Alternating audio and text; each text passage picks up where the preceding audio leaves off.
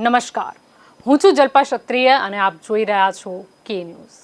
કમાણી કર્યા પછી તેની ઉપર ટેક્સ ભરવો કોઈને ગમતો નથી, પછી એ મધ્યમ વર્ગની વ્યક્તિ હોય કે પછી મિલિયનિયર્સ હોય।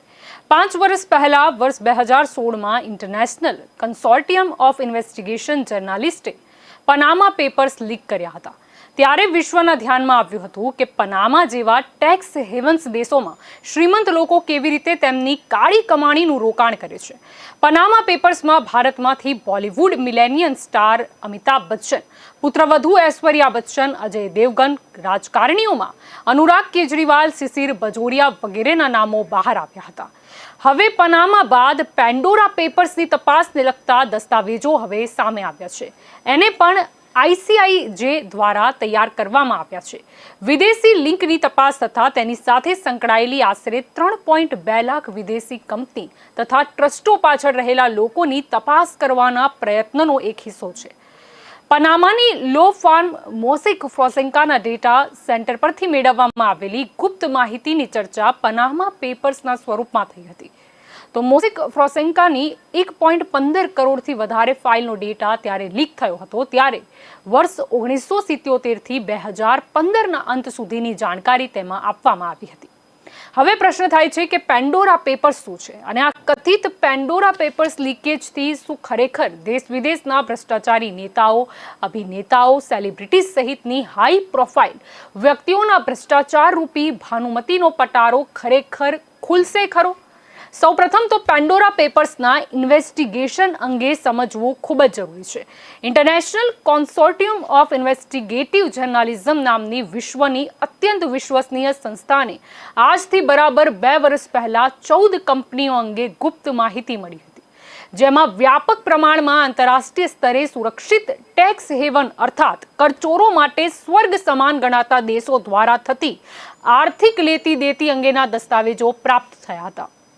આ ડેટામાં 1.20 કરોડ દસ્તાવેજો, 10 લાખથી વધુ ઈમેલ, 64 લાખથી વધુ આર્થિક કૌભાંડો અને ટ્રસ્ટોના પુરાવા, બિનહિસાબી વ્યવહારોના ટ્રેકિંગ અંગેના 5 લાખથી વધુ પાવર પોઈન્ટ પ્રેઝન્ટેશન જેવા મહત્વના પ્રત્યક્ષ, પરોક્ષ અને સહયોગિક પુરાવાઓનું એનાલિસિસ અત્યંત વિકટ હતું। પરંતુ આ ઇન્વેસ્ટિગેટિવ સંસ્થાના પત્રકારોએ 117 દેશોના 600 પત્રકારોની મદદથી 2 વર્ષ સુધી ભારે જહેમત ઉઠાવીને ઉપલબ્ધ તમામ દસ્તાવેજોનો તલસ્પર્શી અભ્યાસ કરીને જે અહેવાલ પ્રસ્તુત કર્યો છે તેનું નામ છે પેન્ડોરા પેપર્સ। આ ઇન્વેસ્ટિગેશનના અહેવાલો વાંચીને દુનિયાના તમામ દેશો ચોંકી ઉઠ્યા છે, કારણ કે વિશ્વના 35 જેટલા રાષ્ટ્ર પ્રમુખો જેમ કે જોર્ડન અને લેબનોનના વડાપ્રધાનથી માંડીને રશિયાના સરમુખત્યાર વ્લાદિમીર પુતિન સુધી આ કરચોરીનો છેડો પહોંચે છે।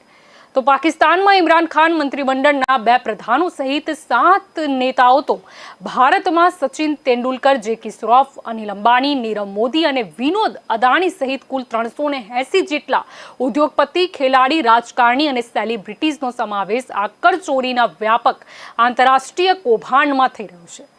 પેન્ડોરા પેપર્સના કરચોરીના આકલનનો પ્રાથમિક અંદાજ સાંભળશો તો ચોંકી જશો। વડાપ્રધાન નરેન્દ્ર મોદી ભારતીય અર્થતંત્રને 2024 સુધી 5 ટ્રિલિયન ઇકોનોમી બનાવવાનું સ્વપ્ન સેવે છે, ત્યારે આ પેન્ડોરા પેપર્સમાં ઉપલબ્ધ માહિતી અનુસાર $32 ટ્રિલિયન સુધીની થયેલી કરચોરી PM મોદીનું સ્વપ્ન 6.25 ગણું સાકાર કરી શકે તેમ છે। ઇન્ટરનેશનલ મોનિટરી ફંડના આકલન અનુસાર વિશ્વના 200 દેશને સ્પર્શતું આ કૌભાંડ સરેરાશ મોટાભાગના રાષ્ટ્રોને 5 લાખ કરોડ સુધીનું નુકસાન કરચોરી સ્વરૂપે કરી રહ્યું છે। ભારત સરકારની GSTની આવક 1 લાખ કરોડને આંબે તો અખબારોમાં 8 કોલમની હેડલાઇન બને છે।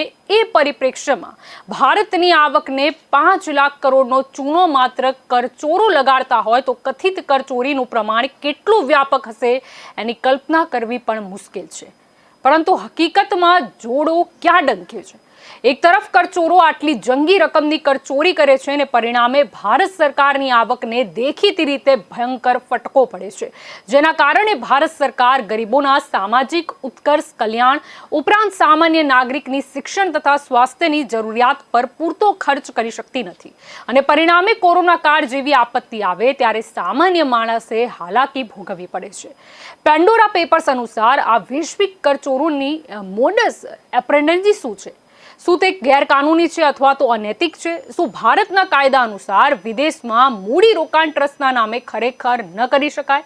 હકીકત એ છે કે ઇન્ડિયન ટ્રસ્ટ એક્ટ 1882 અનુસાર ભારતમાં કે વિદેશમાં ટ્રસ્ટ ખોલવા પર પ્રતિબંધ નથી, પરંતુ આ ટ્રસ્ટના નામે કર ચોરી કરવી એ બેશક ગેરકાનૂની છે. મોટાભાગના ઉદ્યોગપતિ કે કલાકારો સેવાના નામે વિદેશમાં ટ્રસ્ટની પ્રવૃત્તિઓ શરૂ કરે છે, જેનું રજિસ્ટ્રેશન ભારતમાં કરે છે અને ત્યારબાદ વિદેશમાં સેલ કંપનીઓ અર્થાત માત્ર ને માત્ર કાગળ પર ચાલતી બોગસ ફેક કંપનીઓ બનાવીને ટેક્સ હેવન ગણાતા કેટલાક દેશોમાં જેમ કે પેન્ડોરા પેપર્સના જણાવ્યા અનુસાર British Virgin, Panama, Bahamas, Seychelles, Samoa, British Anguilla, Nevada, Hong Kong, Singapore, New Zealand અને યુકેમાં બોગસ સેલ કંપનીઝ રચીને મોંઘીદાટ રિયલ એસ્ટેટ પ્રોપર્ટીઝ, હવેલીઓ, મહેલો, પ્રાઇવેટ જેટ, પ્રાઇવેટ ચોટ, કિંમતી ઝવેરાત અને પિકાસોના પેન્ટિંગ્સ જેવી ચીજો ખરીદીને વિદેશમાં ગુપ્ત બેંક ખાતાઓમાં ડોલરમાં કરન્સી રાખે છે. વિદેશમાં કોઈ એક વિશ્વસનીય કંપનીના એક્ઝિક્યુટિવ દ્વારા ટ્રસ્ટની રચના કરવી, ટ્રસ્ટમાં એક સેટલર રાખવો અને પોતે બેનિફિશિયરી તરીકેના લાભ લઈ શકે અથવા તો પરિવારના સભ્યોને મળી શકે તેવી ગોઠવણ કરી દેવી. મજાની વાત એ છે કે આ દર્શાવેલા દેશો પૈકી કેટલાક માત્ર ને માત્ર કાગળ પર કરચોરી થઈ શકે તેવી કાનૂની વ્યવસ્થા પોતાના દેશમાં ઈરાદાપૂર્વક ઊભી કરે છે, જેથી તેઓના દેશની ઇકોનોમી અન્ય દેશોની કરચોરી પર નભે અને ત્યાંના કાયદા અનુસાર ભારત કે અન્ય કોઈ સરકારો ત્યાં થયેલા મૂડી રોકાણ પર ટાંચ ન લાવી શકે. ટૂંકમાં આંતરરાષ્ટ્રીય કાનૂન બખડ જંતરનો આ લાભ કરચોરો લે છે અને પોતાના દેશની ઇકોનોમીને દગો કરે છે અથવા તો કરચોરી કરે છે. અને આ પ્રકારના કરચોરીના વ્યવહારમાં કાનૂની રીતે ઉપલબ્ધ છટકબારીઓનો લાભ લેવાય છે. અર્થાત કોઈ એક ઉદ્યોગપતિ એવો દાવો કરી શકે છે કે અમે તો વિદેશમાં ઉપલબ્ધ કાનૂની સવલતનો ફાયદો ઉઠાવ્યો છે, એમાં અનૈતિકતા કે ગેરકાયદેસર શું છે? પેન્ડોરા પેપર્સનું ઇન્વેસ્ટિગેશન સૂચવે છે કે આંતરરાષ્ટ્રીય અપરાધીઓ માદક દ્રવ્યોની હેરાફેરી, હ્યુમન ટ્રાફિકિંગ, હેકિંગ, ફિરૌતી ચૂકવવાના નામે પણ આ ટેક્સ હેવનનો ઉપયોગ કરતા હોય છે અને આંતરરાષ્ટ્રીય સર્વિસ પ્રોવાઈડર આ પ્રકારના કૌભાંડો સુપેરે પાર પાડે છે. ભારતના પરિપ્રેક્ષ્યમાં જોઈએ તો સચિન તેંડુલકર કે તેમના ધર્મપત્ની કે સસરા દ્વારા વિદેશોમાં થયેલા કથિત મૂડી રોકાણો બેશક ચોંકાવનારા છે. નીરવ મોદી કે અનિલ અંબાણીના કૌભાંડોની કથા સાંભળીએ તો કંઈ અજુગતું લાગતું નથી. અનિલ અંબાણી ભારતમાં દેવાળું ફૂંકે અને વિદેશમાં 18થી વધુ મસમોટી સંપત્તિઓ ખરીદે. એની મોડસ ઓપરેન્ડન્સી એક અલગ લેખ જેટલો મોટો ઇસ્યુ પણ બની શકે છે, પરંતુ મૂળ વાત કે સચિન તેંડુલકર જેવી વ્યક્તિની સામેલગીરી આઘાતજનક લાગે છે. ભારતની જનતા જેને ગોડ ઓફ ક્રિકેટ તરીકે સન્માનની નજરે જોતી હોય, ભારત સરકાર જેને ભારત રત્ન અને રાજ્યસભાના સાંસદ તરીકે સન્માનતી હોય, ભારતીય લશ્કર એરફોર્સમાં તેને કોમેડોરનો દરજ્જો આપતી હોય તેવી વ્યક્તિને પણ ખરેખર કરચોરી કરવી જોઈએ ખરી? સચિનના વકીલનું બયાન કહે છે કે તેમણે ગેરકાનૂની કંઈ નથી કર્યું, પરંતુ દેખીતી રીતે આ બાબત અનૈતિક છે અને છે જ. ભારત સરકારે central board of direct tax, enforcement department, reserve bank અને ઇન્ટેલિજન્સ બ્રાન્ચની મદદથી તમામ કરચોરો સામે કડક પગલાં લેવાની જાહેરાત કરી છે. સામાન્ય નોકરિયાતના પગારમાંથી સીધો ટેક્સ કપાતો હોય ત્યારે આ કરચોરોને કડક સજા થાય એ જ અત્યારે જોઈએ તો સમયનો તકાજો છે.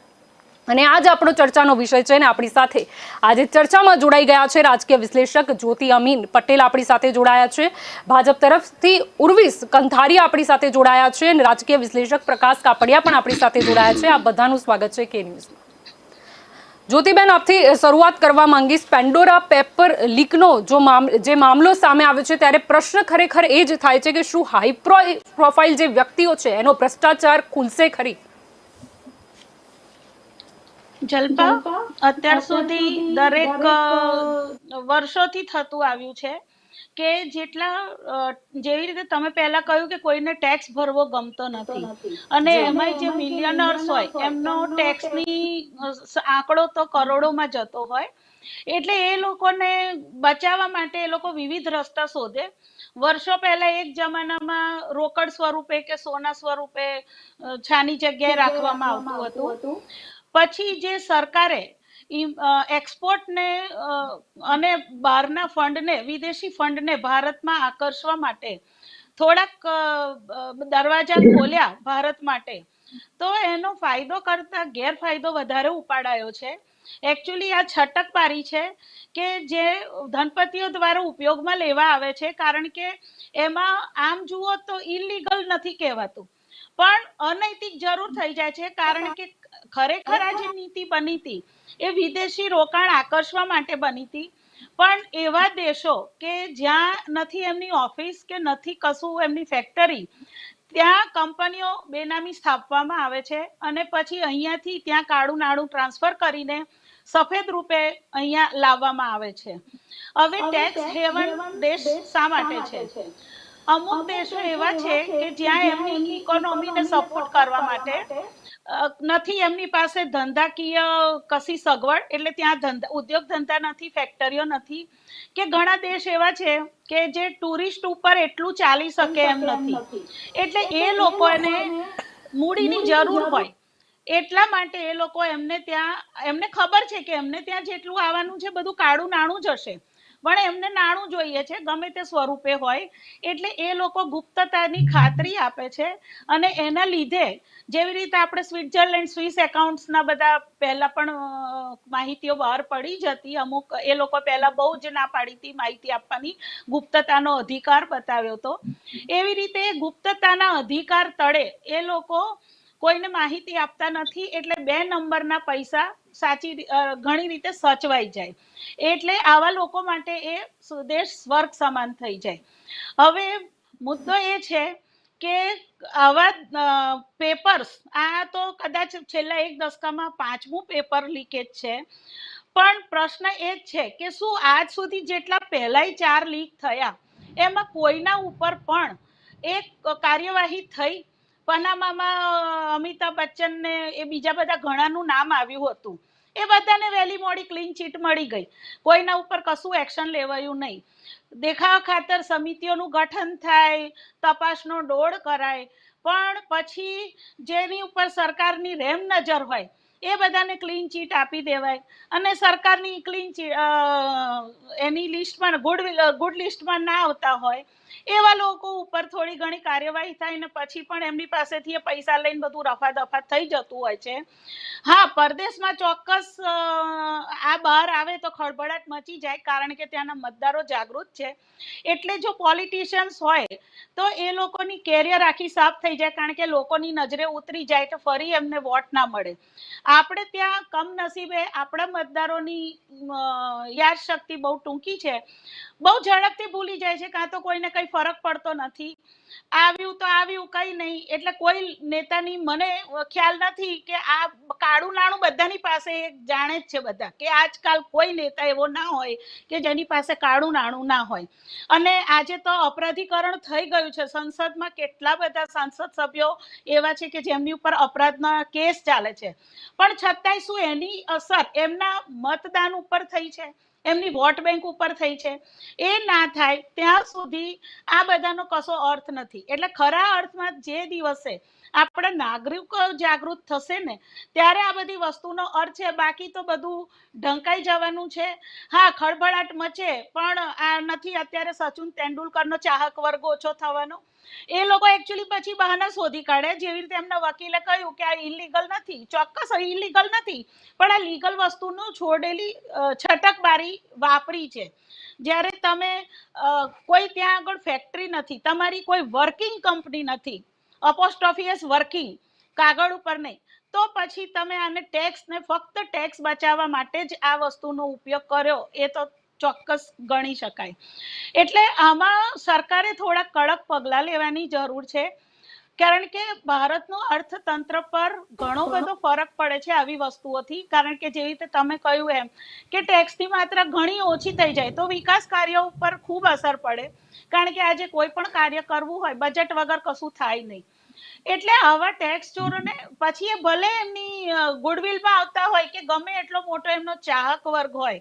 હવે જેવી રીતે દેશના વિદેશોના બીજા નેતા છે, ટોની બ્લેર છે કે જોર્ડનના રાજા છે, હવે રાજાને બધા તો રાજાશાહીમાં એ લોકો પોતાની જાતને, અને એકચ્યુઅલી છૂટ પણ હોય છે રાજાશાહીમાં, પણ જે લોકશાહીના દેશ હોય છે જેવી રીતે બ્રિટન હોય, અમેરિકા હોય, આપણો દેશ છે, તો ત્યાં આ બધું વસ્તુ માન્ય નથી. એટલે પછી કડક પગલાં લેવાવા જ જોઈએ અને ખાલી દોડ ના થવો જોઈએ સમિતિ રચીને એની ઉપર જાંચ કરી એનું. જલ્પા. બોલો ઉર્વેશભાઈ, આપની તરફ આવવા માંગીશ. જો એવું નથી કે આ પહેલી વખત સામે આવ્યું છે. જો 2013ની વાત કરીએ તો ઓફશોર લીક્સ, 2016ની વાત કરીએ પનામા પેપર્સ, 2017ની વાત કરીએ તો પેરેડાઇઝ પેપર્સ અને હવે 2021 પેન્ડોરા પેપર્સ. ક્યાં સુધી ચાલશે આ ભ્રષ્ટાચાર? ખૂબ જ ગંભીર સમસ્યા છે. જ્યોતિબેને કહ્યું, આપે જલ્પાબેન કહ્યું આપની પ્રસ્તાવનામાં કે આની શું ઇમ્પેક્ટ છે એક રાષ્ટ્રના અર્થતંત્ર ઉપર, એક અર્થતંત્ર ઉપર શું એની અસર છે. બેઝિકલી અસમાનતાઓ વધતી ગઈ છે જે પ્રમાણે, એનાથી આ ઇન્ટરનેશનલ કન્ઝોર્શિયમ છે એને એક પ્રેરણા મળી છે અને આ દિશામાં એ લોકોએ સિરિયસ પ્રયત્નો કર્યા છે અને માહિતી બહાર લાવવાનો સક્ષમ પ્રયત્ન કરેલો છે. સમસ્યા આમાં એ છે કે આપણે વિશ્વના અનેક ક્ષેત્રોમાં આપણે સંકલન સાધી અને આખી દુનિયા કામ કરી રહી છે, પ્રયત્ન કરી રહી છે. યુનાઇટેડ નેશન્સ એક ડાયરેક્શનમાં પ્રયત્ન કરી રહ્યું છે, વર્લ્ડ ઇકોનોમિક ફોરમ પ્રયત્ન કરી રહ્યું છે, OECD છે, ઇન્ટરનેશનલ મોનેટરી ફંડ છે. પરંતુ આ બધી સંસ્થાઓ જે આંતરરાષ્ટ્રીય ધોરણે કામ કરવા માટે સર્જાયેલી છે, તેમાંથી એક પણ સંસ્થા ઇન્ટરનેશનલ ટેક્સેશન કમ્પ્લાયન્સ કે ઇન્ટરનેશનલ ફિનાન્શિયલ કમ્પ્લાયન્સની વાત નથી કરતી. પરિણામે આવા જે ટેક્સ હેવન્સ કન્ટ્રીઝ છે કે જે લૂપહોલ્સ છે કે જે છટકબારીઓ છે, એને ઇન્ટરનેશનલ પરવ્યુમાં લેવા જ નથી આવ્યા. પરિણામે મલ્ટી જ્યુરિસ્ડિક્શનલ સિચ્યુએશન ઊભી થાય છે જ્યારે એ કેસને ડીલ કરવાની વાત આવે છે ત્યારે. એટલે જ્યારે એક દેશમાં એ ગુનો છે એ બીજા દેશની વ્યવસ્થા છે, તો જ્યાં સુધી આ અસમાનતા, કાયદાના લેવલની અસમાનતા વૈશ્વિક સ્તરે એનો એડ્રેસ નહીં થાય અને એનો ઉકેલ નહીં આવે, ત્યાં સુધી મને નથી લાગતું કે આનું આપણે કોઈ કન્ક્લુઝિવ ડિરેક્શનમાં આપણે આગળ વધી શકીશું. જી પ્રકાશભાઈ, આપની તરફ આવવા માંગીશ. પેન્ડોરા પેપર્સની વાત કરીએ જેમાં સચિન તેંડુલકરનું નામ સામે આવ્યું છે, અનિલ અંબાણી, વિદોત જો અદાણીની વાત કરીએ, જેકી શ્રોફ સહિત. શું લાગે છે ક્યાં સુધી આ બધા ભ્રષ્ટાચાર આવી રીતના જ થતો રહેશે, છટકબારીનો લાભ લઈને? પેન્ડોરા પેપર્સમાં જે પત્રકારોનું આ ગ્રુપ છે એમણે બહુ સાચી માહિતી એકઠી કરી હોય એવું પ્રાઇમા ફેસી લાગે છે. એટલે એ માહિતી જે એકઠી કરી છે એની અંદર જે સરકાર જે છે એ પગલાં લેવામાં નિષ્ક્રિય રહી છે, અથવા તો જે ચેલેન્જ કરે છે કરચોરોએ, અથવા ટેક્સ ભરી દે. કારણ કે હું ટેક્સ પેયર પ્રોટેક્શન કાઉન્સિલમાં પ્રવક્તા છું અને જે કરદાતાઓની સમસ્યા છે, મધ્યમ વર્ગ, ગરીબ વર્ગ અને અમદાવાદનો સામાન્ય કરદાતા છે એ મુશ્કેલીઓનો સામનો વધારે કરી રહ્યો છે. અને કેટલી જગ્યાએ જે અહીંયા CBDT જે central board of direct taxes અથવા સેન્ટ્રલ GST, સ્ટેટ GST અને સર્વિસ ટેક્સ, એ બધામાં અધિકારીઓ જે છે એ પૈસા લઈને કામ કરે છે એવું અમે જોયું છે. અને પોસ્ટિંગના જે ભાવ ચાલતા હોય કે અમદાવાદ, સુરત, બોમ્બે, મદ્રાસ, કલકત્તામાં જે ઇન્કમટેક્સ કમિશનર હોય કે મોટી પોસ્ટના IRS અધિકારીઓ હોય, રેવન્યુ સર્વિસના, એમનો ભાવ ચાલતો હોય છે. અને રીતસર એ લોકો પોસ્ટિંગ ચેન્જ કરાવીને જ્યાં ઇન્કમ થતી હોય કરપ્શનની ત્યાં આવે છે અને સરકાર બધું જાણે છે કે આ થાય છે. ઇન્ટરનેશનલ મોનેટરી ફંડ છે, IMF છે, વર્લ્ડ બેંક છે, એશિયન ડેવલપમેન્ટ બેંક છે કે મૂડીઝ છે. હમણાં મૂડીઝે આકલન કર્યું કે ભારત દેશનું થોડું ઇકોનોમી પરિસ્થિતિ હમણાં સુધરી છે. આ બધા આંકડાઓ જે છે, જે રીતે સચિન તેંડુલકરનું નામ લીધું, જે આ કરચોરી કરનારાઓને જે છે કરદાતા વધારે ટેક્સ ભરે છે એને પણ ભારત રત્ન મળવું જોઈએ, એના બદલે કરચોરી કરનારાને ભારત રત્ન મળે છે. એ બધું એમનાથી જો સાચી વાત હોય તો એમનાથી એ પરત લઈ લેવું જોઈએ ભારત રત્ન. એ આખી જે અનૈતિક આવક છે એમાંથી બધું ઊભું કરેલું છે. સ્વિસ બેંકમાં આટલા પૈસા પડ્યા છે, ફિલ્મ કલાકારોના છે, મોટા ઉદ્યોગપતિઓના છે. આજે અનિલ અંબાણી $103 કરોડ ચોરીનો આમાં પેન્ડોરા પેપર્સ કાઢ્યું છે કૌભાંડ. અહીંયા જ લોકો જે છે, અનિલ અંબાણી એવું કહેતો હોય, નીરવ મોદી, અને જે અહીંયાથી પાસપોર્ટ જેમના જમા છે અને બેંક ડિફોલ્ટરો છે, એમના પૈસા વિદેશમાં છે, આશીષ જોબન પુત્ર એબીસી કોર્ટ સ્પિન છે, એનાથી આમાં રાજકીય પીઠબળ વગર કશું શક્ય નથી જલ્પાબેન. અને પોલિટિકલ બેકિંગ હોય ત્યારે ચોરી શક્ય છે. આ ડ્રગ ટ્રાફિકિંગ ગણો કે બીજી કોઈ રીતે આનો ઉપયોગ જે થાય છે એ બધું ગેરકાયદેસર રીતે આનું ચલણ જે છે એ વધ્યું છે. એને કંટ્રોલ કરવા માટે સરકાર કોઈ પગલાં લેતી નથી. અને સામાન્ય કરદાર ચોરી હોય, કરચોર નાનો, એને સિવિલ જેલની પ્રોવિઝન છે અને કેટલા લોકો સિવિલ જેલ ભોગવી પણ રહ્યા છે. તો મોટા લોકો જે છે એ છૂટથી ફરી રહ્યા છે. તો આના માટે કંટ્રોલ કરવા માટે જે સરકારે કઈ ને કઈ પગલાં લેવા જોઈએ. મોદીજીએ એક વખત એવું કહ્યું હતું, એક કરદાતા 4 परिवार को निभाता है, 4 लोगों को. પણ અહીંયા તો શું છે કે સરકાર એવું કહે છે કે 4% લોકો ટેક્સ ભરે છે, 3.5 થી 4%. પણ અમે એવું આંકલન કરીએ છીએ કે 90% દેશની સંપત્તિ છે એમાં 1% લોકો એની પાસે સેન્ટ્રલાઇઝ થયેલી છે, એનું કેન્દ્રીકરણ થયેલું છે. જેને સરકારે પેલા વિકેન્દ્રીકરણ કરવું જોઈએ, ડિસેન્ટ્રલાઇઝ કરવું જોઈએ.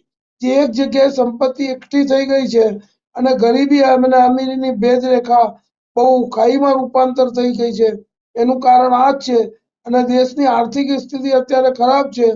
જો આ બધા પૈસા સ્વિસ આના પહેલાના કૌભાંડોના જે પૈસા લાવવામાં આવે તો આપણા દેશની ગરીબી દૂર થઈ જાય. એ ચોક્કસપણે હું કેટલીક મેં કોન્ફરન્સ છે ઇન્કમ ટેક્સ કમિશનર બીજા વિભાગોની અમદાવાદ મેનેજમેન્ટ એસોસિએશનમાં આઈએમમાં મેં એડ્રેસ કરેલી છે. એમાં ઇન્ડિયન રેવન્યુ સર્વિસ છે. ઇન્ડિયન રેવન્યુ સર્વિસ એટલે શું થયું એની વ્યાખ્યા જે છે ઇન્ડિયન રોબરી સર્વિસમાં રૂપાંતર થઈ ગઈ છે. આ મેં કમિશનરને કહ્યું હતું કે તમારે આની વ્યાખ્યા જાળવી રાખવી જોઈએ કે રેવન્યુ સર્વિસ જ હોય, રોબરી સર્વિસ ના બને. એટલે આ રીતે જે સરકારી પગારદારો છે એમને પોસ્ટિંગ જે થાય છે એ પોલિટિકલ બેકિંગથી થાય છે. અને પોલિટિકલ બેકિંગ વગર આ બધું શક્ય નથી. ડ્રગ ટ્રાફિકનો મુદ્દો છે, હમણાં ડ્રગ પકડાઈ છે એ પણ એક એવું છે કે પોલિટિકલ બેકિંગ વગર બધું અશક્ય છે. અને મોટા ઉદ્યોગપતિઓ છે અને નાના માણસોનું શોષણ થાય છે, એ બધું રેકર્ડ ઉપર સરકાર પાસે ઉપલબ્ધ છે. પણ પગલાં લેવામાં નિષ્ક્રિય છે અથવા કોર્ટની જે આપણી પદ્ધતિ છે, ન્યાય પદ્ધતિ, એ બહુ વિલંબિત છે. Justice is delay, justice is deny. એટલે જે ન્યાયતંત્રમાં જે કેસો થાય છે એનું ફળશ્રુતિ જેવી રીતે જ્યોતિબેને કહ્યું કે પહેલા આટલા કેસો થયા પણ શું થાય છે ખબર નથી. પછી સરકારી વકીલો છે, જે સરકાર જેમની સામે કેસ કરે છે એમના વકીલોની રજૂઆત નબળી હોવાના કારણે, આંકડી રજૂઆત હોવાના કારણે ન્યાયતંત્રના જજોને પણ ઝૂકવું પડે છે અને કરચોરોની ફેવરમાં ચુકાદા આપવા પડે છે પુરાવાના અભાવે અથવા સરકારી જે એજન્સીઓની રજૂઆત નબળી હોવાના કારણે. એટલે આ બધું જે ખામીઓ છે એ બધી બધાને ખબર છે કે આવી રીતે કરચોરી એ બહુ મોટો દેશનું રાષ્ટ્રનું અહિત છે.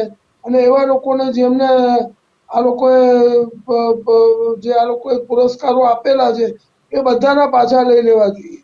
અને તો જ એ ગરીબોમાં આટલું સામાજિક ન્યાય અને અધિકારીતા વિભાગ છે એ આટલો બધો ખર્ચો કરે છે એમની જોડે શિક્ષણ માટે, ગરીબ બાળકો માટે, બીજા ખર્ચે છે જે સોશિયલ વેલફેર વિભાગ કરે છે સરકાર, એ એમાંથી પૈસા નથી આવતા. અને સરકાર એવું કહે છે કે 3.5-4% લોકો ટેક્સ ભરે છે. હું તમને કહું જીએસટીમાં જે છે અમદાવાદમાં, ભાવનગરમાં, બીજી જગ્યાએ 200 કંપનીઓ અત્યારે બોગસ ઊભી થઈ છે અને સરકાર જાણે છે. તો એમની સામે જે એમના મુખ્ય સૂત્રધારો છે એમની સાળગાળ ઊંડી છે કે સરકાર પગલાં લેવામાં નિષ્ફળ જાય છે. એટલે એના માટે પણ કોઈ પગલાં લેવા જોઈએ. જીએસટીના દર ઘટાડવા હોય તો કરચોરોને પકડવો જોઈએ. જેનાર માણસ ઉપર જે બોજો પડે છે કરદાતા ઉપર, એ બોજો ઘટી શકે. આ બહુ લોજિકલ સબ્જેક્ટ છે અને સેન્સિટિવ સબ્જેક્ટ છે જે આપણે આજે ચર્ચામાં લીધું છે કે ન્યૂઝે, એ ખૂબ જ આની અસરકારકતા પ્રજામાં જાગૃતિ આવશે એવું મને લાગે છે જલ્પાબેન. જ્યોતિબેન આપની તરફ આવવા માંગીશ. અહીંયા વાત તો થાય છે કાયદાની છટકબારીનો લાભ લેવાની, પરંતુ પ્રશ્ન એ પણ છે કે શ્રીમંત લોકો જે આનો લાભ લઈ જાય છે તો શા માટે આને અટકાવવા માટે કોઈ પગલાં હજી સુધી લેવામાં સરકાર દ્વારા નથી આવ્યા? આપણી સરકાર માટે મારી પાસે થોડા સૂચનો છે. આમ પણ આપણી સરકારને કાયદા લાગુ કરવાની બહુ ઉતાવળ હોય છે બનાવીને, તો આમાં ઉતાવળ ચોક્કસ કરે એમ હું ઈચ્છું છું. પહેલું સૂચન તો એ કે જે નાદારી નોંધાવે છે વ્યક્તિ, એના માટેના નિયમો હજી કડક થઈ જવા જોઈએ. આજકાલ થાય છે શું કે જો હું બધો બહુ કરજ લઉં, લોન લઉં, મારી પર બહુ ભાર વધી જાય એટલે શું કરું, મારા પરિવારના લોકોના નામે બધી પ્રોપર્ટી કરીને હું મારા નામે ખાલી કરીને પછી નાદારી નોંધાઈ દઉં. પણ ટૂંકમાં મારી જીવનશૈલી પર તો કઈ અસર પડે નહીં, મારા નામે કશું નથી એટલે સરકારને કશું જપ્ત કરવા મળે નહીં. હવે આમાં એકચ્યુઅલી છટકબારી છે એ બંધ કરવાની જરૂર છે કે આખા પરિવારજનોનું બધું જપ્ત થાય. આજે અનિલ અંબાણીએ નાદારી ઘોષિત કરેલી છે, પણ એની લાઈફસ્ટાઈલમાં શું ફરક પડ્યો? તો એ પૈસા ક્યાંથી આવે છે? એને સીધું કહી દીધું કે મારી પાસે કશું નતું, જે છે તે મારી પત્ની ને બાળકોના નામે છે. હવે સરકારે ખરેખર પૂછવું જોઈએ કે એની પત્ની કે બાળકોએ એવો શું ધંધો કર્યો કે એમની આટલી બધી ઇન્કમ થઈ. એટલે ખરેખર પરિવારજનોને પણ આમાં આવરી લેવા જોઈએ. અને વત્તા અત્યારે એક ક્લોઝ એ પણ મૂકી દેવો જોઈએ કે જેવું અત્યારે જાહેર થાય કે આની પાસે પરદેશમાં પણ આટલી સંપત્તિ છે તો એ પણ જપ્ત થવાની કાયદા હેઠળ લાવી દેવું જોઈએ. અત્યારે થયું છે શું કે વિદેશમાં રહેતી વસ્તુઓ ને કબજે લેવા માટે આપણે બહુ લાંબી લીગલ પ્રોસેસ કરવી પડે છે. જ્યાં ત્યાંની કન્ટ્રીની સરકાર અને આપણી વચ્ચે બહુ લાંબી લીગલ પ્રોસેસ છે. તો આ જેવી રીતે આપણે ઉર્વેશભાઈએ કહ્યું કે એક સેન્ટ્રલ બોડી હોવી જોઈએ. દરેક જગ્યાએ કાયદા નિયમ અલગ છે એટલે આવા કરચોરો આજે મલ્ટી લીગલ સિચ્યુએશન દરેક જગ્યાએ ઊભી થઈ જાય, આવું કંઈ પકડાય એટલે ગ્લોબલી દરેક દેશના કાયદા પ્રમાણે બધે જુદી જુદી સિચ્યુએશન થઈ જાય, એનો ફાયદો આ લોકો ઉપાડે છે. એટલે એ ના થવું જોઈએ. એક સેન્ટ્રલ બોડી હોય કે જ્યાં આવા લોકોની બધી સંપત્તિ જપ્ત કરીને અને પછી જે તે સરકારને સોંપી દેવામાં આવે તો કદાચ લોકો કરચોરી કરવા માટે કરે. અને જે કાયદા ખરેખર જો વિદેશી ફંડને આકર્ષવા બનાવ્યા હતા, પણ સરકારે સમીક્ષા કરવી જોઈએ સમયે સમયે કે આમાંથી જેટલું રોકાણ આવ્યું છે એ ખરેખર ત્યાં કેટલી કંપનીઓ વર્કિંગ છે જ્યાંથી આવી રહ્યું છે કે ઓન પેપરની કંપનીઓથી આવી રહ્યું છે. પણ કોઈ પણ સરકાર આ નહીં કરે, કારણ કે મોટા ભાગના નેતાઓના પૈસા જ આ રીતે ડાયવર્ટ થતા હોય છે અને કાં તો મિલિયનર ઉદ્યોગપતિઓના. એ અમુક લોકો વાપરતા આવી રીતે કંઈ કરતા પણ હોય પણ એના ટકાવારી બહુ નજીવી હોય. મોટા ભાગના પૈસાઓ બધા 2 નંબરના નેતાઓના હોય છે કે જે હજારો કરોડની સંખ્યામાં હોય છે. એટલે એ લોકો આ છટકબારી નહીં કરે બંધ, પણ ખરેખર જો સરકાર ઈચ્છતી હોય કે આ કરચોરી બંધ થવી જોઈએ તો આ પણ બંધ કરવું જોઈએ કે જે દેશમાં કશી ફેક્ટરી કે ધંધો શરૂ થઈ શકે એમ જ નથી તો એ ટેક્સ એ દેશને શું કરવા તમે ઇજાજત આપેલી છે મૂડી રોકાણ લાવવા માટે? એટલે એ બધા દેશો બંધ કરો તો થશે. અને ખાસ તો આ નાદારીનો કાયદો અને જે આ દેશ છોડીને ભાગી જાય છે નીરવ મોદી જેવા, તો એ લોકોને પણ આમાં આવરી લેવા જોઈએ કે એ લોકોને ખબર હતી કે એમને બધી મોટા ભાગની સંપત્તિ વિદેશમાં શિફ્ટ કરી દીધી છે એટલે અહીં આગળ કામ કરો પછી ત્યાં ભાગી જાઓ અને ત્યાંના પૈસે લહેર કરો, એમને ક્યાં ફરક પડ્યો? પણ એ બધું જ્યારે કાયદા હેઠળ આવરી લેવાય અને જપ્ત કરવામાં આવે તો કદાચ ફફડાટ પહેશે કે ભાઈ પકડાઈશું તો કશું જ નહીં રહે હાથમાં. બાકી તો પછી જેવી રીતે પ્રકાશભાઈએ કહ્યું કે રાજકીય ઈચ્છા શક્તિ વગર કશું પોસિબલ નથી અને એના વગર આ થતું પણ નથી. એટલે દરેક જગ્યાએ આપણે આ શાસન માટે એ સ્ટ્રોંગ કરવાની જરૂર છે. વિલ પાવર હોવો જોઈએ. સાચા અર્થમાં જે રાષ્ટ્રવાદ હોય ને તે આ છે. રાષ્ટ્રવાદ એ છે, એ નથી કે તમે એક પક્ષની વિરુદ્ધ કે વ્યક્તિ વિરુદ્ધ બોલ્યા એટલે તમે રાષ્ટ્રની વિરુદ્ધમાં છો. રાષ્ટ્રવાદ આ છે કે ખરેખર દેશનું હિત જે વસ્તુમાં સંકળાયેલું છે એવા દેશ દ્રોહી એ લોકોને કહેવામાં આવે કે જે આ ખરેખર દેશનું અહિત કર્યું છે. અને એ લોકોને જેવી રીતે પ્રકાશભાઈ સાહેબે કહ્યું એ તો હું સંમત છું કે એમને જેટલા પણ એવોર્ડ આપવામાં આવ્યા છે ને એ પાછા લઈ લેવામાં આવે, કારણ કે અનૈતિક લોકોને આ એવોર્ડ મેળવવાનો જરાય હક નથી. એમાં ભારત રત્ન જેવો ઉચ્ચતમ એવોર્ડ તો જરા પણ નહીં. બિલકુલ. પૂર્વેશભાઈ, આપની તરફ આવવા માંગીશ. સરકાર શું રાહ જોઈને બેસી છે? દર વખતે જ્યારે પણ કોઈ પેપર્સ સામે આવે છે ત્યારે સરકાર કહી દે છે કે આ તો કાયદાકીય છટકબારીનો લાભ લીધો છે, પરંતુ શા માટે કાયદાઓને કડક કરવામાં આવતા નથી? જો આપણે ડેટા પણ ગણીએ, 2013ની વાત કરીએ, ઓફશોર લીક્સ કરીને જેની ફાઇલ્સ હતી 2.5 મિલિયન. પનામા પેપર્સની વાત કરીએ તો 11.5 મિલિયન. આપણે પેરેડાઇઝ પેપર્સની વાત કરીએ તો કંઈક ફાઇલ્સ હતી 13.4 મિલિયન, અને પેન્ડોરા જો પેપર્સની વાત કરીએ તો ફરીથી 11.9 મિલિયન. એટલે સરકાર શું રાહ જોઈને બેસી છે? સૌપ્રથમ તો પ્રકાશભાઈ અને જ્યોતિબેનની વાતમાં જે અસમાનતામાંથી ઉદ્ભવતી જે સંવેદના છે એની સાથે હું મારી લાગણીથી સંમત છું. હવે સમસ્યાના મૂળમાં જેમ આપણે આગળ વાત કરી, એક આંતરરાષ્ટ્રીય માળખાનો અભાવ છે. એ આપણે આંતરરાષ્ટ્રીય ધોરણે આપણે વ્યક્ત કરવા માટેનું યોગ્ય પ્લેટફોર્મ શોધી અને ત્યાં રજૂઆત કરવાની વાત એ બહુ અગત્યની છે. હવે આ દિશામાં આપણે અસમાનતા એક આંતરરાષ્ટ્રીય સ્તરની જોઈએ તો આપણે એક નાગરિક બીજા નાગરિકમાં આજે ટ્રાવેલ કરે છે તો એને એક સર્ટિફિકેટ, એક PCR રિપોર્ટ, અનેક જાતના અત્યારે એમાં અંતરાયો આવે છે, અનેક જાતના સર્ટિફિકેટ રજૂ કરવા પડે છે. ત્યાર પછી એને ત્યાં આગળ એ એરપોર્ટ, એના ડેસ્ટિનેશનના એરપોર્ટમાંથી બહાર નીકળે ત્યાં સુધી એને ખબર નથી હોતી કે એ દેશમાં એ પ્રવેશ કરી શકશે કે એ ડિપોર્ટ થઈને એને પાછો મૂકવામાં આવશે, માત્ર એક પેથોલોજીકલ રિપોર્ટના આધારે. તો આટલા બધા અબજો ખરવો રૂપિયા બીજા દેશોમાં ટેક્સ હેવનના નામે જ્યારે ટ્રાન્સફર થતા હોય તો આપણે આંતરરાષ્ટ્રીય માળખામાં એવી એક સિસ્ટમ કેમ નથી ગોઠવી શકાતી કે જે દેશ જેનું ઓરિજિન હોય એ ઓરિજિનના સર્ટિફિકેટ વગર ત્યાં એક પૈસો પણ ડિપોઝિટ ના થઈ શકે? આ પ્રકારની વ્યવસ્થા એ કોઈ ભારત કે અમેરિકા કે કેમેન આઇલેન્ડ્સ કે ન્યૂઝીલેન્ડના હાથમાં નથી. એ આંતરરાષ્ટ્રીય જે G7 અને G8 અને આપણે અનેક પ્રકારના આંતરરાષ્ટ્રીય માળખાઓ ઊભા કરીને બેઠા છીએ, પરંતુ આપણે માત્ર ફિઝિકલ ટેરરિઝમને જોઈએ છે, આપણે ફાઇનાન્શિયલ ટેરરિઝમને જોયું જ નથી.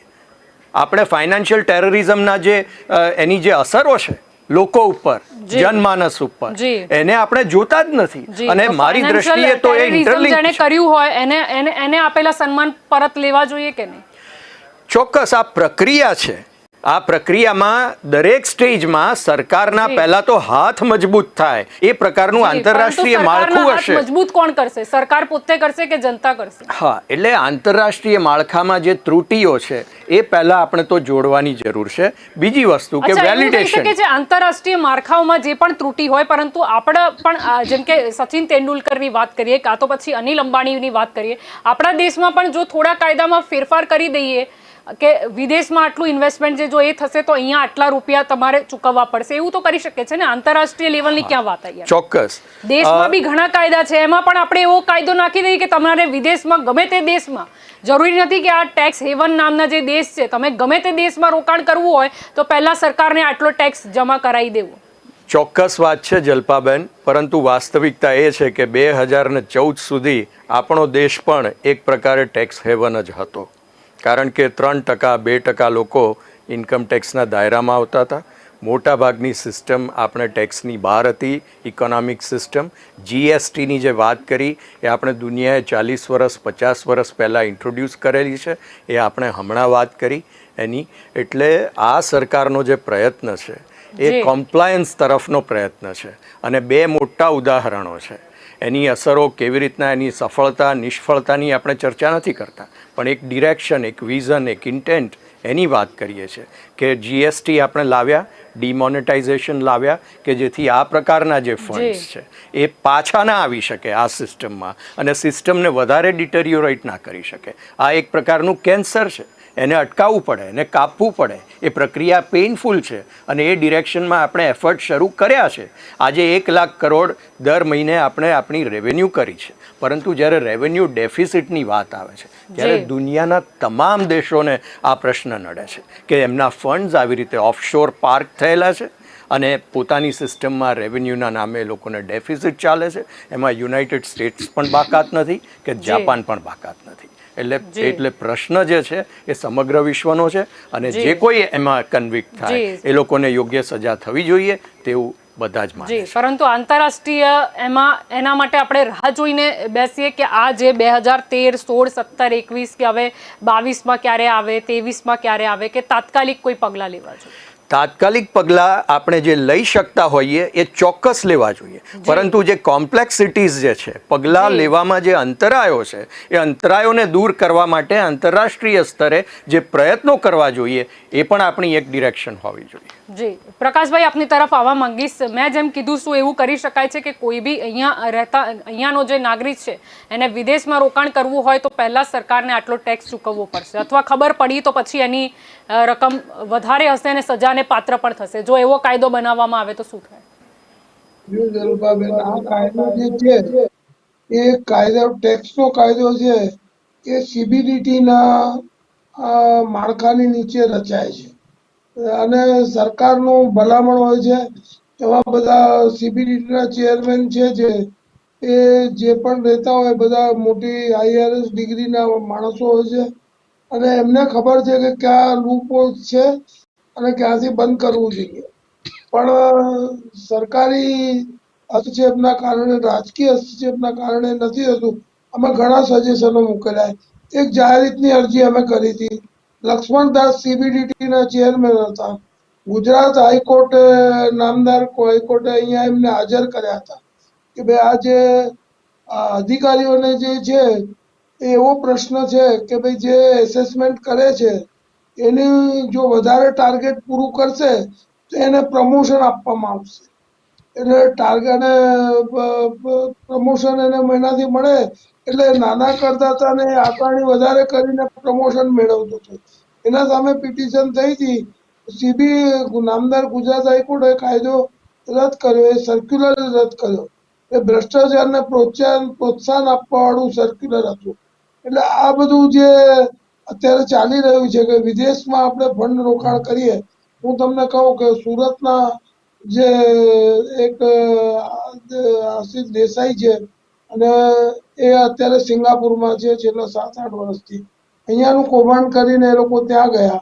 હવે અહીંયાની એમ્બેસીએ ત્યાં સિંગાપુરમાં જઈને તપાસ કરી, પણ એનાથી સિંગાપુરની ગવર્મેન્ટે કીધું કે અમારા ત્યાં આવીને એણે કોઈ કરચોરી નથી કરી, અમારા દેશમાં કરીને અહીંયા આવી ગયો અને એનો પાસપોર્ટ ત્યાં જમા છે, છતાં પણ એ કબૂતરબાજીમાં કે બીજી રીતે આવી ગયો, પણ અહીંયા આવીને અમારો કમાઉ દીકરો છે એટલે એનું પોઝેશન આપણને વિદેશમાંથી મળતું નથી, એ કરચોરી. એવી રીતે તમને કહું કે બેંક ઓફ બરોડા અને સ્ટેટ બેંક ઓફ ઇન્ડિયાની કોન્ફરન્સમાં મેં કહ્યું હતું કે સાન ફ્રાન્સિસ્કોમાં ABC કોર્ટ સ્પેનના આશિષ જોબનપુત્રા ત્યાં છે, એમને સરકાર લાવવામાં નિષ્ફળ ગઈ. એમ્બેસીના કાયદા છે એ બધા વિદેશીમાં જઈને અહીંયાથી ભાગી જાય છે જે લોકો. એવા કેટલા લોકો એવા છે કે જે અત્યારે બેંક ડિફોલ્ટરો છે. અને એક વસ્તુ કંથારિયા સાહેબે બહુ સારી કીધી કે એ લોકોને જે એવોર્ડ આપ્યા છે એ બધા પરત લેવા જોઈએ. જે પણ રાષ્ટ્રપતિ એવોર્ડ લેવા માટે પણ એજન્સીઓ ચાલે છે, એની 2 વર્ષની મહેનત હોય છે. એને એ રીતનું એનું ગ્રાફ બનાવવામાં આવે છે અને પછી એને એવોર્ડ મળે છે. આ આખી એજન્સીઓ ડેવલપ થયેલી છે. આ કામ એવોર્ડ આપે એજન્સીઓ થવું જોઈએ.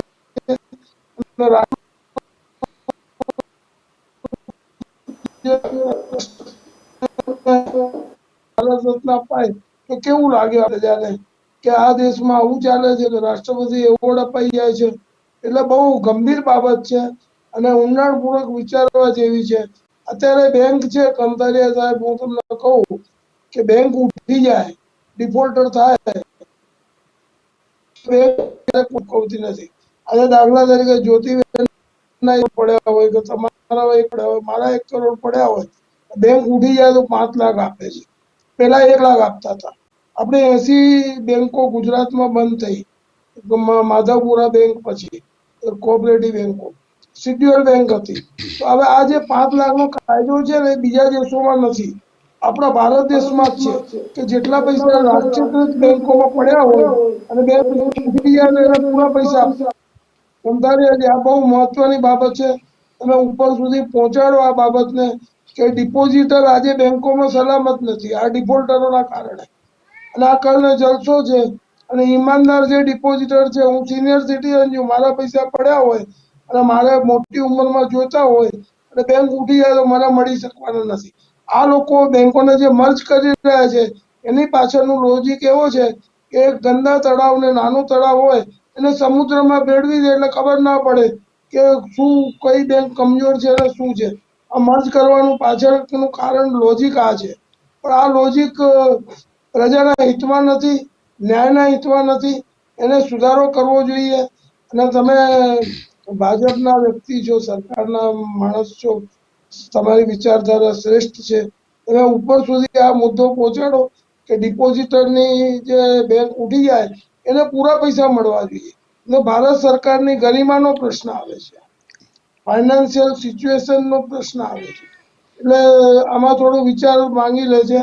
એટલે જે વિદેશી ઇન્વેસ્ટમેન્ટ છે અહીંયાથી બહાર ટ્રસ્ટોની લેવડ દેવડ થાય છે એ 80% ટ્રસ્ટોની લેવડ દેવડ 2 નંબરી હોય છે. અને રેકર્ડ ઉપર એને ચોખ્ખું રાખવા માટે વકીલો, ચાર્ટર્ડ એકાઉન્ટન્ટો, આખી એજન્સીઓ, IRS અધિકારીઓ બધાની મિલીભગત હોય છે. એને ઉજાગર કરવા માટે સરકાર જો પ્રયત્ન કરશે તો હું માનું છું કે હજુ 50-100 વર્ષ સુધી ભાજપને કોઈ હલાવી નહીં શકે જો આ પ્રયત્ન કર્યો તો. જલ્પાબેન. જી જ્યોતિબેન, આપની તરફ આવવા માંગીશ. અહીંયા પ્રશ્ન એ પણ છે કે દર વખતે તપાસના આદેશ આપવામાં આવે છે પરંતુ કંઈ થતું નથી. જો અત્યારની પણ વાત કરીએ તો સરકારે તપાસના આદેશ આપ્યા છે જેમાં CBDT, ED, ભારતીય રિઝર્વ બેંક અને નાણાકીય ગુપ્ત એકમના અધિકારી પણ સામેલ થશે. શું લાગે છે શું થશે? આજ સુધી જેટલી તપાસ સમિતિઓ રચાઈ એમાંથી ઘણા ખરાના તો રિઝલ્ટ બહાર આવતા જ નથી. આવતા હશે તો સરકારમાં જાય, પબ્લિકમાં નથી આવતા. અને આવ્યા પછી કેટલાને સજા થઈ કે કશું બદલાયું એ હાર્ડલી. મેં ખાલી આ લોટા સમિતિમાં જોયું ક્રિકેટ એસોસિએશન બાબતે કે એમાં ધરમૂળથી ફેરફાર થયા. બાકી મેં કઈ ફેરફાર થતા બહુ ખાસ કઈ જોયા નથી કે નથી સજાઓ થતી જોઈ. જલ્પા, આમાં એવું છે કે આપણા દેશના જો તમે કાયદાનો અભ્યાસ કરો ને તો આપણે ત્યાં કાયદા ખરેખર તો આમ તો એટલા સજ્જડ છે કે જો એ ખરેખર એનું પાલન કરવામાં આવે ને તો કશું ખોટું થાય એ શક્યતા જ નથી. પણ આપણે ત્યાં એક કોકટેલ બન્યું છે આપણા ભારતમાં. એક છે ભ્રષ્ટાચારી અધિકારીઓ, બ્યુરોક્રેસી, એની અંદર થતો નેતાઓ દ્વારા હસ્તક્ષેપ અને એ એમના ફાયદા અનુસાર થતો હસ્તક્ષેપ. અને ત્રીજું છે કે આપણી ભૂલકણી અને લાગણીથી દોરવાતી પ્રજા કે જે બુદ્ધિ વિચાર્યા વગર લાગણીથી તણાઈને વોટ આપતી હોય છે. પછી એક જ્ઞાતિના નામે કે કોઈ પ્રસંગના નામે કે કંઈક એર સ્ટ્રાઇકના નામે કે ગમે તે લાગણીથી તણાઈને ખરેખર 5 વર્ષના લેખા જોખા કરીને વોટિંગ કરવું જોવે, એ નથી થતું. એટલે આ જે કોકટેલ ડેવલપ થાય છે ને એ આ નહીં ખસે ત્યાં સુધી આ બધું થયા કરવાનું. એટલે અને મને ઉર્વિશભાઈના વિચારો ખૂબ જ ગમ્યા. ખરેખર સલામ છે તમને, બહુ અભ્યાસુ છો. અને મને એવું લાગે છે કે જ્યારે એકદમ 80s ની સાલમાં જ્યારે આપણે ત્યાં આતંકવાદે શરૂઆત કરી હતી, માથું ઊંચક્યું હતું, ત્યારે ભારત બધે વિશ્વ મંચ ઉપર જણાવ્યા કરતું હતું કે ભાઈ અમારે ત્યાં આતંકવાદ છે, પણ પશ્ચિમના દેશો હસી કાઢતા હતા. પછી જ્યારે એમના પગ નીચે રેલો આવ્યો અને પછી ઇન્ટરનેશનલ લેવલે હવે આ ટેરરિઝમનો મુદ્દો ઉચકાવા માંડ્યો, એની સામે એક્શન લેવા માંડ્યા. બધી એજન્સીઓ છે કે જે અમુક ગ્રુપોને બ્લેકલિસ્ટ કરે છે ને એવું બધું.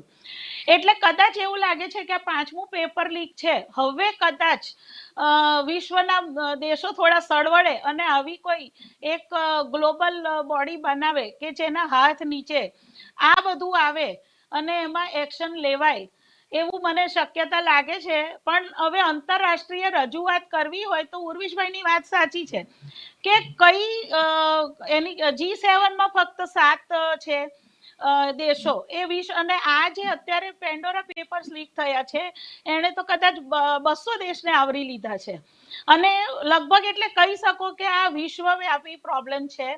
એટલે હવે જે દેશો વિકસિત છે એમની કદાચ ઇકોનોમીને અસર થાય કે ના થાય, પણ ત્યાં અનૈતિકતાનું લોકો માફ કરતા નથી. એટલે ત્યાં આગળ જે સેક્સ્યુઅલ કમ્પાઉન્ડ પર પ્રધાનોને રાજીનામા આપવામાં આવે છે. આપણે ત્યાં આ બધું ઢંકાઈ જતું હોય છે. ત્યાંની પ્રજા લીગલ આ ઇલીગલ અને ઇલોજિકલ વાતો ઉપર નેતાઓને માફ નથી કરતી. પણ હવે કદાચ કોઈ ગ્લોબલ બોડી રચાય અને આ બધું એની નીચે આવરવામાં આવે એવી મારી અપેક્ષા ખરી. હા, દેશના લેવલે આપણે હજી કાયદા તો મજબૂત કરીએ અમુક છટકબારીઓને બંધ કરીને, પણ અત્યારે જે હાલ તત્કાલીન કાયદા છે ને એનો અમલ થાય એ પણ એટલો જરૂરી છે. કારણ કે આપણી પાસે કાયદા ખરેખર ખૂબ સરસ છે, પણ જો કોઈ ઈમાનદાર ઓફિસર આવે કે જે આ કાયદાને ફોલો કરે તો અત્યારે શું થાય છે, એને બદલી કરીને નાખી દેવામાં આવે છે દૂરના ખૂણામાં, જેને પનિશમેન્ટ પોસ્ટ કહેવાય છે. કેમ? કારણ કે આજે ઈમાનદારીથી કામ કરતો ઓફિસર કોઈ પણ પક્ષને માન્ય નથી, પછી એ ભાજપા હોય કે કોંગ્રેસ હોય. પેલો અશોક ખેની નામનો હતો હરિયાણામાં એક આઈએએસ ઓફિસર, એણે જ્યારે રોબર્ટ વાઢેરાના જમીનને બધા વિવાદો બહાર કાઢ્યા ત્યારે એની કોંગ્રેસે બદલી કરી. એ વખતે ભાજપાએ જ એને એના વિરુદ્ધ એના ફેવરમાં બધા આંદોલન કરેલા. પણ પછી એ જ અશોક સૈનીને જ્યારે ભાજપા આવી તો એની બદલી કરી નાખી. એટલે આજે ઈમાનદારીથી કામ કરતા ઓફિસરો કોઈને જોતા નથી. એટલે મેન અગેન એ છે કે રાજકીય વિલ પાવર ડેવલપ થાય કે ખરેખર દેશનું હિત જેમાં છે એ હિત આવી બાબતોથી સંકળાયેલું છે. એને તમે હવે માફ કરો. કરોડો રૂપિયા કમાઈ લીધા છે, કશેક તો ખમૈયા કરો. કેટલુંક લઈ જશો અને કેટલુંક વાપરશો આ ટૂંકા જીવનમાં? અને થાય છે એવું કે આ લોકો એવી રીતે વાપરે કે અમારી 100 પેઢી બેઠા બેઠા ખાય. ખરેખર એક પેઢી પછી તો કોઈને ખબર બી નથી હોતી, કારણ કે આ બધું હોય એ તમે એકદમ ખુલ્લા દસ્તાવેજોમાં ના રાખી શકો. એટલે જ્યારે જે તે વ્યક્તિનું મૃત્યુ થાય ને એની સાથે જ આ બધી કમાણી જ્યાં હોય છે ને ત્યાં જ રહી જતી હોય છે. અને એટલે જ આ ટેક્સ હેવન દેશ છે કે એમને બેઠે બેઠા જ એટલા રૂપિયા પછી એમને લાવારીસ મળી જતા હોય છે. કારણ કે એના વારસદારોને પણ ખબર નથી હોતી કે એમના પૂર્વજે ક્યાં ક્યાં પૈસા કયા કયા ફોર્મમાં મૂક્યા છે. એટલે જે મૂળ આપણી વૃત્તિ હોય મનુષ્યની, લોભ ઉપર પણ જો આ લોકો થોડા ખમૈયા કરે ને, એની ઉપર પણ થોડો કંટ્રોલ લાવે તો પણ આ વસ્તુ શક્ય છે. જલ્પા, પ્રશ્ન કરવામાં આવી છે, પરંતુ તપાસ થશે શું અને સામે શું આવશે? કારણ કે પનામા પેપર્સમાં અમિતાભ બચ્ચનનું નામ આવ્યું હતું, ત્યારબાદ ખ્યાલ નથી કે કયા પગલાં લીધા અમિતાભ બચ્ચન. સૌ પ્રથમ તો પ્રશ્ન આપણે વેલિડેશનનો પ્રશ્ન છે અને કન્વિક્શનનો પ્રશ્ન છે. કન્વિક્શન કરવા માટે જે પ્રક્રિયા છે, જે ન્યાયિક પ્રક્રિયા છે, એમાં જે અંતરાયો છે એ જ્યાં સુધી દૂર નહીં થાય ત્યાં સુધી આપણે એમ નહીં કહી શકીએ કે આ વ્યક્તિ કે આ વ્યક્તિએ નોન કમ્પ્લાયન્સ કર્યું છે અને એની સામે એક્શન લઈએ કે એનો એવોર્ડ પાછો ખેંચી લઈએ. કારણ કે કન્વિક્શન એટલે તમે પહેલા હા પાડતા હતા, હવે તમને લાગે છે એવોર્ડ વાપસી ચોક્કસ લેવી જોઈએ. પ્રકાશભાઈ એ વાતનો ઉલ્લેખ કર્યો અને હું પણ સંમત છું. પરંતુ કન્વિક્શન બાદ હવે આજે એવું પણ શક્યતા બનતી હોય છે કે સમગ્ર ભારતમાંથી કેટલાય લોકોએ ટેક્સ ઇવેઝન કરીને પૈસા પોતાના ઇન્ટરનેશનલ સેફ હેવન્સમાં પાર્ક કરેલા છે. એટલે માત્ર આપણે જે 5 રૂપિયાના બિસ્કિટ ઉપર જીએસટી ઉઘરાઈએ છીએ, જે ટેક્સ ઉઘરાઈએ છીએ, આપણે એ પણ માફી આપી દેવી જોઈએ. મારી વાત એ છે કે ટેક્સ હેવન્સનો જે ગેરલાભ લઈને જે પૈસા રોંગલી પાર્ક થયા હોય એ તમામને આવરી લેવાય એવી સિસ્ટમ આપણે ક્રિએટ કરવી પડે કે જેથી આપણે ઇઝીલી આપણે કન્વિક્શન ઉપર પહોંચી શકીએ. એ સિસ્ટમમાં અત્યારે પ્રોબ્લેમ શું છે કે ડોક્યુમેન્ટ્સ તો 1,19,00,000 ડોક્યુમેન્ટ્સ ઊભા થયા છે આઈસીજે તરફથી.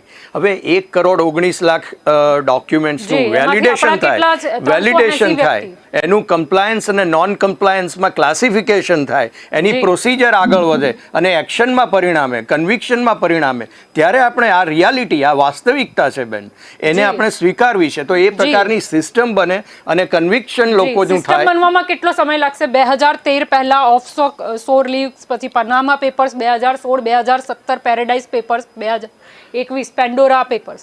કેટલા સમય લાગશે કમિટીની? અથવા તો ત્યાંની જે એજન્સી છે જે કર ચોરીથી છટકબારી કઈ રીતે કરાય એ બધું શીખવાડે છે, એ લોકો વધારે સ્માર્ટ છે કે આપણા ત્યાં જે ફાઇનાન્સ ડિપાર્ટમેન્ટમાં બેઠા છે કે એકાઉન્ટ ડિપાર્ટમેન્ટ જે સંભાળે છે એ એમના કરતાં ઉતરતી કક્ષાનું બુદ્ધિ ક્ષમતા ધરાવે છે? મેડમ, કારણ કે પ્રશ્ન એ જ આવે છે. અત્યાર સુધી એ લોકોને છટકબારી ખબર પડે છે, આપણે સંશોધન નથી લાવી શકતા. ઉર્વિશભાઈ सब कुछ मुमकिन है. उर्विशभाई सब कुछ मुमकिन है किया जाए तो. અત્યાર સુધીનું આપણે આકલન કરીએ સમગ્ર વૈશ્વિક અર્થવ્યવસ્થાનું, તો સમાંતર અર્થતંત્ર કરતાં વધારે સ્માર્ટ છે. માટે જ આટલી અસમાનતાઓ વિશ્વમાં ઊભી થઈ છે. અને આપણે છતાંય આપણે બધું જાણે છે, બધા જ વિશ્વના તમામ રાજકારણીઓ, તમામ ઉદ્યોગપતિઓ, સામાન્ય માણસ, મીડિયા, આ બધું જ જાણે છે, પરંતુ આપણે ફાઇનાન્શિયલ ટેરરિઝમને ટેરરિઝમના પરવ્યુમાં હજી લાવ્યા નથી.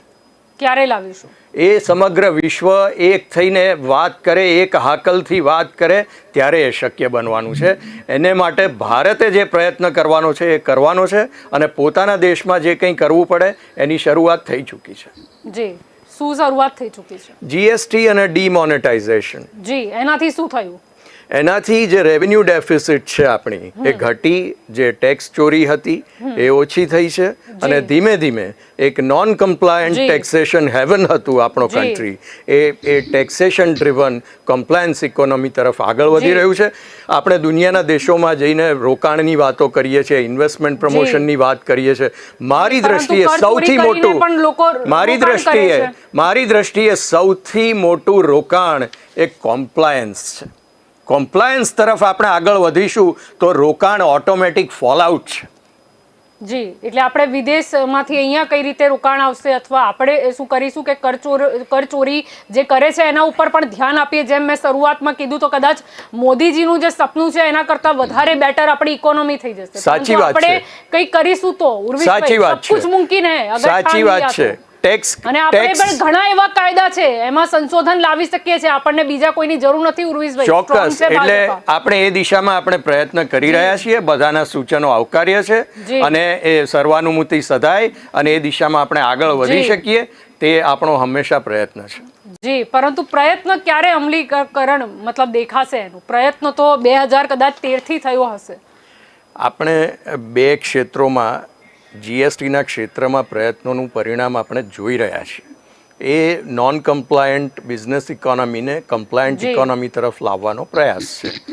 જે અત્યારે જીએસટી થી આ કરચોરી અટકી જશે. કરચોરી અટકાવવા માટેની જે વ્યવસ્થા છે બેન, જીએસટી જે છે, જીએસટી છે એ કરચોરી અટકાવવા માટેની વ્યવસ્થા છે. 380 નામ કઈ રીતે આવ્યા? 380 નામ નંબરની વાત નથી. દરેક વ્યક્તિ જે કરચોર, જે બહાર પોતાના પૈસા પાર્ક કરે છે, એ આ સિસ્ટમમાં પરવ્યુમાં આવવો જોઈએ. એ ટેક્સ ભરશે, અને મોટા લોકો આવી રીતે છટકશે, છટકબારીનો લાભ લઈને, અને છેલ્લે આપણને કદાચ સન્માન પાછું ખેંચવું હોય તો પણ વિચારવું પડશે. બેન, તમે સંવેદનાનો એક જ સૂર છે અહીંયા, એનાથી તમે ડિવિએશન થઈ રહ્યું છે. આ દુઃખ છે, આપણી જે ભાવના છે, આપણી ભાવના, અસમાનતા જે છે, એ અસમાનતા દૂર કરવા માટેના જે કઈ અંતરાયો છે એ દૂર કરવા જોઈએ. આપણે રૂટ કોઝની વાત કરીએ છીએ, એ જ્યાં સુધી મૂળમાંથી સમસ્યાને આપણે ડામીશું નહીં, ત્યાં સરફેસ સ્ક્રેચિંગ કરવાથી કંઈ થવાનું નથી. જી, પરંતુ સમસ્યાને ડામશે કોણ? પ્રશ્ન તો ફરીને એ જ આવ્યો. ઇન્ટરનેશનલ સિસ્ટમ બનાવવી પડશે કે જેથી આ પ્રકારના તત્વોને તાત્કાલિક આપણે અમુક લાવી શકીએ છીએ કાયદા. આપણે એને અહીંયા બી ડિસિઝન લઈ શકીએ છીએ. આપણી ફરજથી ડિવિએટ થવાની વાત નથી. ઇન્ટરનેશનલ લેવલ આપણે તો આપણી ફરજ બજાવવાની જ છે. આપણે આપણી ફરજ બજાવવાની છે. અંબાણી કોણ છે જે બોલે છે કોર્ટમાં કે હું ઠનઠન ગોપાલ છું? આપણે આપણી ફરજ બજાવવાની છે, પરંતુ સાથે આપણી જે નૈતિક ફરજ છે કે આંતરરાષ્ટ્રીય સ્તરે પણ પ્રયત્નો કરવો, એ દિશામાં પણ આપણે પ્રયાસ કરવો જોઈએ. પણ પ્રાયોરિટી છે કે પહેલા સુધાર દેશમાં લાવીએ, પછી જઈએ આપણે ઇન્ટરનેશનલ લેવલ. એટલા માટે જ આપણે જીએસટી લાવ્યા છીએ.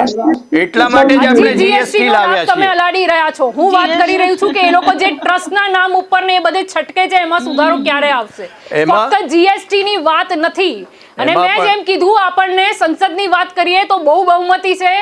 सब कुछ मुमकिन है, कोईની જરૂર નથી. ઉર્વિશભાઈ, કોઈની જરૂર નથી. એમાં આપણું મિકેનિઝમ પણ સક્રિય છે, અને એના પરિણામો એ પ્રક્રિયા હાથ ધરાઈ છે, અને એના પરિણામો પણ આપણને જોવા મળશે. જી પ્રકાશભાઈ, તમે કંઈ કહેવા માંગતા હતા? આપણે રાષ્ટ્રીય સિસ્ટમ છે સુધારવાનો પહેલા પ્રયત્ન કરવો જોઈએ ભારત દેશનો, કે ઇન્ટરનેશનલ જે લેવલ છે ને ત્યાં આપણે આપણા દેશને પેલા સિસ્ટમને સુધારવું જોઈએ. કરદાતા ઉપર જે બોજો ટેક્સનો દરો વધી ગયા છે એના લીધે જે સામાન્ય કરદાતા જે છે એની કમર તૂટી ગઈ છે. એટલે દરો કેવી રીતે ઘટે એ દિશામાં સરકારે સંશોધન કરવું જોઈએ કે 18% જીએસટી છે, 12% છે કે 28% સુધી છે, પરંતુ એ ઘટીને 5% સિમિલર કરવું જોઈએ. એ કરવા માટે દેશનું આંતરિક માળખું સંતોષ થશે. બાકી એ સિવાય જે છે કરચોરીનું પ્રમાણ વધશે. આજે જીએસટી માં બોગસ બિલિંગ એટલું બધું થાય છે કે જીએસટી આવ્યા પછી જે કર ભરે છે એને એ ઠંડન ગોપાલ થઈ જાય છે, જે કરચોરી કરે છે એ માલામાલ થઈ જાય છે. આ પરિસ્થિતિ વિરુદ્ધ દિશામાં જઈ રહી છે. સરકારને ખબર છે, અધિકારીઓને પૈસા મળે છે, રાજકારણીઓને પૈસા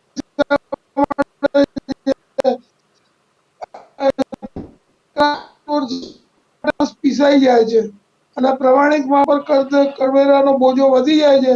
એને સુધારવા માટે કઈ ને કઈ નેશનલ લેવલેથી આપણા ઘર આંગણેથી પ્રયાસ કરવો જોઈએ. વિદેશની તરફ તો જે વિદેશનું થતું હોય થશે, પણ આપણા અહીંયાથી શું થાય છે એ આપણે પેલા રાષ્ટ્રીય માળખું જે છે પાયાના સ્તરથી સુધારવાની જરૂર છે. અંતારિયાજી, આ બહુ અગત્યની વાત છે મારી. જલ્પાબેન. સંપૂર્ણ સહમત છું અને એ સિસ્ટમ ઇન્ટ્રોડ્યુસ થઈ ચૂકી છે. એમાં જે કંઈ ઇમ્પ્રુવમેન્ટની જરૂર હોય એ કરવાની જરૂર છે. અને આપ એની ફ્લિપ સાઇડ આપણે વર્ણવીએ છીએ, પરંતુ એની એક પ્લસ સાઇડ પણ છે. ઘણા બધા ઇન્ડસ્ટ્રીયાલિસ્ટ, ઘણા બધા બિઝનેસના લોકો આજે એમ કહી રહ્યા છે કે જીએસટી આવ્યા પછી અમે વધારે સુગમતાથી આંતરરાજ્ય વેપાર કરી શકીએ છીએ, અમારા વોલ્યુમ્સ વધ્યા છે. પરંતુ જીએસટી નો ફાયદો તો ગણાવી રહ્યો છે, પરંતુ હજી બી હું વાત કરી રહી છું કે ફક્ત ને ફક્ત જીએસટી ની વાત નથી થઈ રહી. બીજા પણ ઘણા બધા એક્ટ છે જેમાં સુધારાની આવશ્યકતા છે. અને મેં જેમ કીધું કે અગર ઠાન લો તો સબ કુછ મુમકિન. ચોક્કસ આપની વાત સાથે બેન સહમત છું. અને જ્યુડિશિયલ રિફોર્મ્સ એક પ્રક્રિયા છે અને આપણે એનો પ્રારંભ કરી ચૂક્યા છીએ. બિલકુલ. તો ચર્ચાનું ચક્રવાતમાં બધા મારી સાથે જોડાયા તે બદલ આપનો આભાર. તો આજે ચર્ચાનું ચક્રવાતમાં આજનો આપણો વિષય હતો કે પેન્ડોરા પેપર લીક્સ, જેમાં આપણે જોયું કે ઘણી બધી હાઈ પ્રોફાઇલ વ્યક્તિઓના નામ ખુલ્યા જેમણે કરચોરી કરી છે. એટલે અહીંયા જોવા જઈએ તો ક્યાંક ને ક્યાંક અનૈતિકતા એમની સામે આવી છે. પ્રશ્ન એ છે કે ક્યાં સુધી આ લોકો કાયદાની જે છટકબારી છે તેનો લાભ લેતા રહેશે? શા માટે આપણા દેશમાં હવે દરેક જે એક્ટ છે એમાં સુધારા લાવવામાં નહીં આવે? ક્યાં સુધી દર વખતે જ્યારે પણ આવી કોઈ પેપર્સ લીકનો સામનો આવે તો આ એક જ વાત બોલવામાં આવશે કે ના, આ કાયદાકીય દ્રષ્ટિએ છટકબારીનો ઉપયોગ કર્યો છે એટલે કદાચ ક્યાંક ને ક્યાંક ગેરકાનૂની પણ ના કહી શકાય. ક્યાં સુધી જાહેર જનતા છે તે ટેક્સ ભરતી રહેશે અને લોકો જે હાઈ પ્રોફાઇલ લોકો છે એ લોકો આવી જ રીતે ક્યાંક ને ક્યાંક જે આપણે ટેક્સ હેવન કન્ટ્રી કહીએ છીએ તેમાં રોકાણ કરીને અહીંયાથી કરચોરીથી બચતા રહેશે? સમય આવી ગયો છે કે હવે કઈ રીતે આપણે ઘણા બધા કાયદા છે જેમાં સુધાર લાવી શકીએ અથવા તો નવા કાયદા પણ એડ કરી શકીએ. આપણને એમાં ઇન્ટરનેશનલ લેવલ પર કોઈને પૂછવાની જરૂર નથી કે આવો કાયદો અમે અમારા દેશમાં લાવી શકીએ કે કેમ, અથવા તો આવો સુધારો લાવી શકીએ કે કેમ. આંતરરાષ્ટ્રીય લેવલની વાત છે ત્યાં સુધી તો ચોક્કસથી પ્રયાસ કરીશું. આપણે જોયું હતું કે ઘણી બધી આપણે તો આંતરરાષ્ટ્રીય જે મીટિંગ છે તેને સંબોધિત પણ કરતા હોઈએ છીએ. તો આ તો એક મામૂલી વાત છે જો નેશનમાં કોઈ પણ ફેરફાર કરવો હોય તો. ચર્ચાનું ચક્રવાતમાં અત્યારે બસ આટલું જ. વધુ સમાચાર માટે આપ જોડાયેલા રહેજો કે ન્યૂઝ સાથે. નમસ્કાર.